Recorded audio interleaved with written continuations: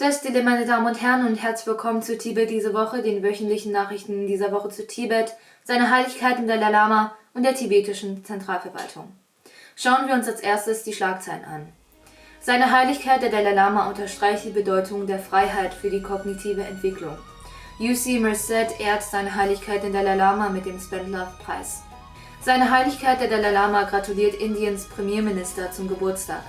4. Sitzung des 17. tibetischen Exilparlaments vertagt sich. Sejong appelliert an japanische Parlamentarier, den Bericht des Hohen Kommissars der Vereinten Nationen für Flüchtlinge über Tibet zu unterstützen. Junge tibetische Künstler und Forscher diskutieren über Wege zur Erhaltung der tibetischen Kultur. Gascha ernennt 9 Vertreter im Büro für Tibet, Nepal und im Büro seiner Heiligkeit des Dalai Lama in Neu-Delhi. Schweizerische Parlamentariergruppe für Tibet legt Zeugnis ab über die Repression in Tibet. Repräsentantin Thinle Chuki eröffnet Advocacy-Training und nimmt an der Generalversammlung der tibetischen Wochenendschulen teil.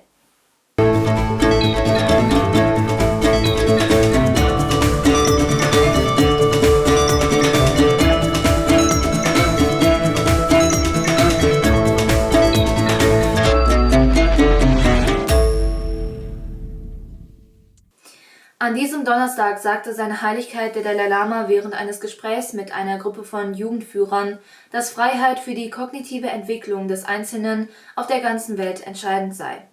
Seine Heiligkeit sagte, dass Menschen unter totalitären Regimen wie dem der Kommunistischen Partei Chinas ohne Rede-, Gedanken-, Ausdrucks- und Vereinigungsfreiheit weder ihr Wissen erweitern noch eine fundierte Entscheidung treffen können. Totalitarian system, very bad. We each individual should have complete freedom thinking and raise a lot of questions. Why? I think in India, over 1,000 years, you see the question of why, that really helped development of Indian different spirituality and a different culture. So in order to fully utilize human brain, we need complete freedom. Seine Heiligkeit betonte auch, wie wichtig es ist, die Förderung der Warmherzigkeit und des Gefühls der Einheit von 7 Milliarden Menschen im modernen Bildungssystem auf der ganzen Welt zu verankern, damit die jüngere Generation die gegenseitige Abhängigkeit aller Menschen und die Notwendigkeit versteht, sich für eine friedlichere Welt einzusetzen, indem sie die globalen Herausforderungen einschließlich der Klimakrise gemeinsam als menschliche Brüder und Schwestern bewältigt. So now, population increasing and the climate condition also sometimes, you see, create a problem. So now, 7 billion human beings, we have to live together with strong sense of brotherhood, sisterhood. We are same human being.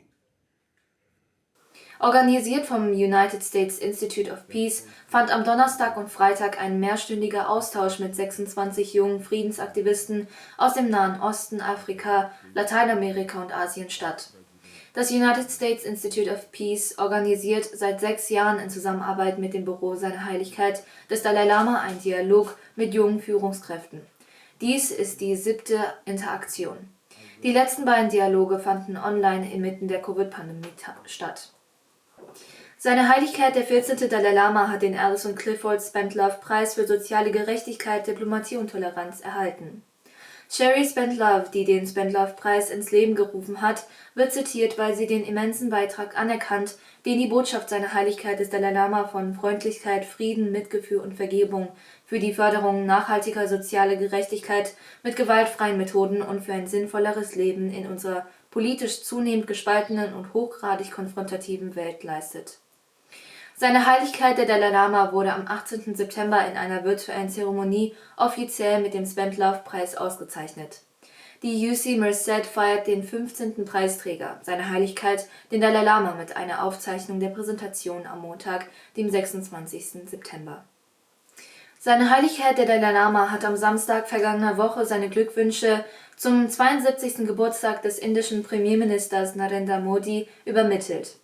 In seinem Brief an Premierminister Modi drückte seine Heiligkeit seine tiefe Dankbarkeit gegenüber der indischen Regierung und dem indischen Volk für ihre Großzügigkeit aus. Die 4. Sitzung des 17. tibetischen Exilparlaments ging am Freitag letzter Woche zu Ende.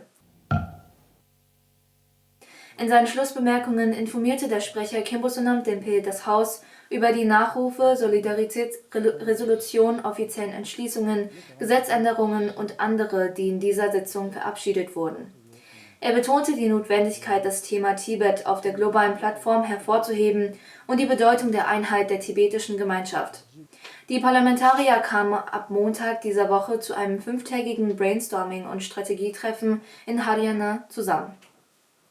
Sejong Bemba-Tsering appellierte an die japanischen Parlamentarier und die Regierung, ihren Einfluss geltend zu machen, um den Hohen Kommissar der Vereinten Nationen für Flüchtlinge zu ermutigen, einen Tibet-Bericht nach dem Vorbild des Xinjiang-Berichts vorzulegen. Zu Beginn seines einwöchigen offiziellen Besuchs in Japan sprach Sejong am Mittwoch dieser Woche im japanischen Parlamentsgebäude in Tokio vor der parteiübergreifenden japanischen parlamentarischen Unterstützungsgruppe für Tibet, wo er auf die ernste Lage in Tibet unter der repressiven Politik der chinesischen Regierung hinwies, die die tibetische Kultur in einem langsamen Tod treibt. Darüber hinaus sprach Sejong seine Gebete und sein Beileid zum Tod des ehemaligen Premierministers Shinzo Abe aus. Herr Shimomura Hakobun, Vorsitzender der Parlamentarischen Unterstützungsgruppe für Tibet, und Frau Sakura Yoshiko, Präsidentin der führenden japanischen Denkfabrik, bekundeten ihre anhaltende Unterstützung und Solidarität mit den Tibetern. Die Kulturabteilung der Abteilung für Religion und Kultur der tibetischen Zentralverwaltung organisierte eine 3-tägige Konferenz mit tibetischen Künstlern und Forschern, um die Rolle und die Verantwortung der tibetischen Jugend bei der Bewahrung der tibetischen Kultur zu diskutieren. Sejong Bemba-Tsering eröffnete am Dienstag dieser Woche die 3-tägige Konferenz und hob in seiner Ansprache die Schwierigkeiten hervor, die die älteren Generationen bei der Bewahrung der kulturellen Identität Tibets in ihrem frühen Leben im Exil erlitten haben, und betonte die Jugend als Schlüsselfigur bei der Förderung der tibetischen Bewegung. Nach dem Ernennungsbescheid des Gascha vom 19. August 2022 übernahm Tshepri Lobpan Dökung Chüktub das Amt des Vertreters des Büros von Tibet in Nepal.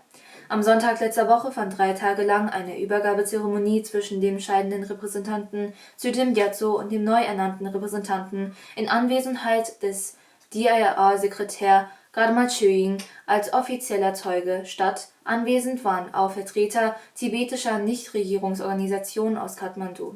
Laut einem Rundschreiben des Gascha vom Donnerstag dieser Woche wurde Lobsang Shastri, ein ehemaliger tibetischer Abgeordneter, zum neuen Vertreter im Büro seiner Heiligkeit des Dalai Lama in Neu-Delhi ernannt. Die Schweizerische Parlamentarische Gruppe für Tibet hörte am Montag dieser Woche Zeugenaussagen zu kulturell bedingter Gewalt und Unterdrückung in Tibet unter der Besetzung durch die chinesische Regierung sowie zu transnationaler Unterdrückung, die gegen Tibeter ausgeübt wird. Die Vertreterin Tinle Chökyi vom Tibet-Büro Genf und Fanny Iona Morrell, Autorin des Buches Whispers from the Land of Snows: Culture-Based Violence in Tibet, präsentierten die Zeugenaussagen. Frau Morrell, die ebenfalls Tibet besucht hat, berichtete von ihren persönlichen Erfahrungen mit den strengen Überwachungs- und Kontrollmaßnahmen der chinesischen Polizei und Militärkräfte.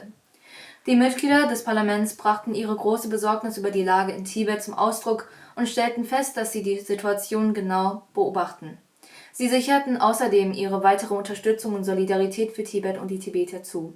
Die Co-Präsidenten der Schweizerischen Parlamentariergruppe für Tibet, Nicolas Balter und Nick Gugger, und die Mitglieder waren ebenso anwesend wie der Präsident und der Vizepräsident der Schweizerisch-Tibetischen Freundschaftsgesellschaft, Thomas Buchli bzw. Thawang Ngolkhangsar. Die Repräsentantin Tinle Chökyi eröffnete am Montag in Genf die Schulung über die Vertretung Tibets bei der UNO und ihren Mechanismen. Sie begrüßte die Teilnehmer und betonte die Bedeutung der Vertretung bei der UNO für unsere Bemühungen um eine Lösung des chinesisch-tibetischen Konflikts. Die 3-tägige Schulung zur Einführung und Sensibilisierung für die Interessenvertretung Tibets bei den Vereinten Nationen und deren Mechanismen wurde von der Tibet Advocacy Section der Abteilung für Information und internationale Beziehungen organisiert. Insgesamt 30 Teilnehmer, darunter Vertreter ausgewählter tibetischer Nichtregierungsorganisationen aus Dharamsala, Mitglieder der in Europa ansässigen Voluntary Tibet Advocacy Group (VTAG) und andere tibetische Jugendliche aus Europa, nahmen an der Schulung teil. Repräsentantin Tinde Chögyam nahm auch an der 5. Generalversammlung der tibetischen Wochenendschulen der Tibetergemeinschaft Schweiz und Liechtenstein teil und dankte den lokalen Schulleitern für ihren Beitrag zur Bewahrung und Förderung der tibetischen Sprache und Kultur. Sie und der Buchhalter des Tibet-Büros Genf, Denzin Chösang, nahmen am Samstag vergangener Woche an den Feierlichkeiten zum Tibet-Tag teil, die von den Sektionen Landquart und Liechtenstein der Tibetergemeinschaft Schweiz und Liechtenstein organisiert wurden. Ich danke Ihnen vielmals für Ihre Aufmerksamkeit. Auf Wiedersehen und bis nächste Woche.